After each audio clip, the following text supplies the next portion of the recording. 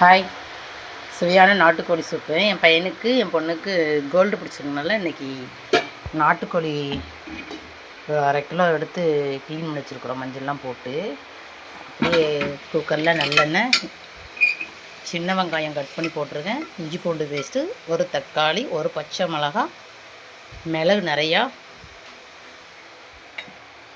அமேசானில் வாங்கின மிளகு இதுலேயே அரைச்சி பொடி பண்ணி போட்டுக்கலாம். இது அமேசானில் வாங்கினது. இடித்து போடுறதில் இந்த மாதிரி அதில் கொட்டி வச்சோம்னா கொட்டி வச்சு நம்மளே இப்படியே ரெஃபெக்ட் பண்ணி அரைச்சிக்கலாம். பாருங்கள், அரைக்கிற மிஷின் எப்படி இருக்கு பாருங்கள். இப்படியே அரைச்சி நம்ம அப்படியே டேரெக்டாக கொட்டிக்கலாம். மஞ்சத்தூள், புதினா, கொத்தமல்லி, மிளகாத்தூள்லாம் நான் போட மாட்டேன், பிள்ளைகளுக்கு உரைக்குன்னு சொல்லினால. இதுதான் நாட்டுக்கோழி சூப்பு ரெடி பண்ணிக்கிட்டு இருக்கேன். சரிங்களா? இப்போ நம்ம க்ளீன் வச்ச நாட்டுக்கோழி கறியை போட்டுடலாம். நல்லா தண்ணியெல்லாம் வடிச்சிடணும்.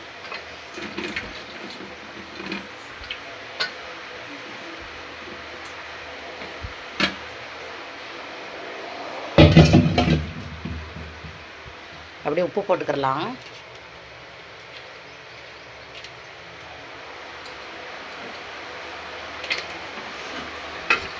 அப்படியே ஒரு கிளறு, நல்லா கிளறி விட்டு நமக்கு தேவையான அளவு தண்ணி ஊற்றி, நல்லா நாட்டுக்கோழினா நல்லா நிறைய விசில் விடணும். அப்போ தான் சின்ன குழந்தைகள சாப்பிட்றதுக்கு நல்லா இருக்கும், இல்லைன்னா கொஞ்சம் ஹார்டாக இருக்கும். அது உங்களோட விருப்பம். மிளகாத்தூள் போடுறதுனா, மல்லித்தூள் போடுறதுனா உங்களோட விருப்பம். நான் மிளகாத்தூள் மல்லித்தூள்லாம் போட மாட்டேன். இந்த மாதிரி தான் செஞ்சு பிள்ளைகளுக்கு கொடுப்பேன்.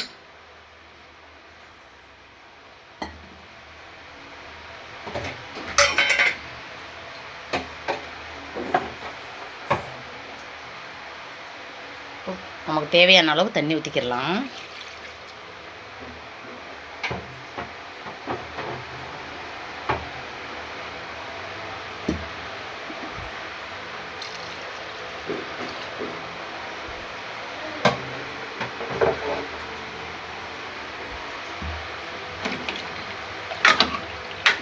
பாருங்கள், இப்படியே நாட்டுக்கோழி சூப்பு இவ்வளோ அருமையாக இருக்குன்னு பாருங்கள்.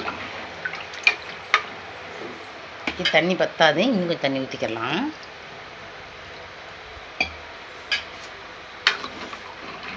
அப்படியே உப்பு பார்த்து அப்படியே விசில் போட்டு